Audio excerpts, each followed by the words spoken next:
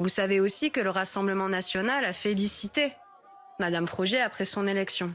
Et donc je pense que les manifestants, les syndicalistes qui s'en sont pris à elle verbalement, se sentent effectivement floués parce qu'on a assisté à un barrage anti-NUPES lors de cette élection. C'est-à-dire Madame Frogier n'est pas arrivée en tête. Elle n'est pas RN, hein. Elle n'est pas RN, bien sûr, mais la question c'est où on situe les lignes de force. C'est-à-dire les gens se sentent trahis, les gens aiment la NUPS, les gens étaient contents que la NUPS existe au moment où on a fait l'élection législative. Beaucoup de gens dans la rue nous ont dit enfin vous vous mettez d'accord, enfin vous vous unissez, enfin vous donnez une chance à la gauche d'y arriver et vous mettez de côté. Elle a été élue démocratiquement. Non mais bien sûr, mais elle a été élue, Bénédicte Taurine est arrivée en tête au premier tour. Ce que disaient notamment Olivier Faure et des cadres du Parti Socialiste, c'est que la tradition était quand deux partis de gauche, soi-disant deux candidats de gauche se retrouvaient au deuxième tour, qu'ils ne laissaient pas trancher leurs adversaires politiques. C'est-à-dire qu'ils ne laissaient pas un report de voix macroniste en plein moment de la réforme des retraites, ni encore moins un rapport de voix du Rassemblement national, faire le tri en ce qui était la bonne gauche et la mauvaise gauche.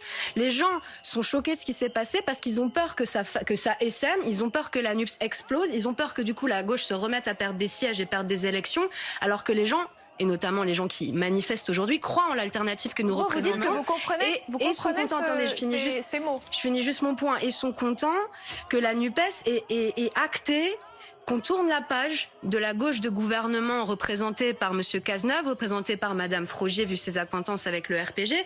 Et personne n'oublie qu'Emmanuel Macron était ministre de l'économie de François Hollande. Personne n'oublie qu'Emmanuel Macron s'est retrouvé au pouvoir par l'entremise d'un certain parti socialiste qui s'était trop confondu avec la politique néolibérale qu'aujourd'hui mène Macron. Personne n'oublie ça. Et la NUPES, c'est un garde-fou par rapport à ça.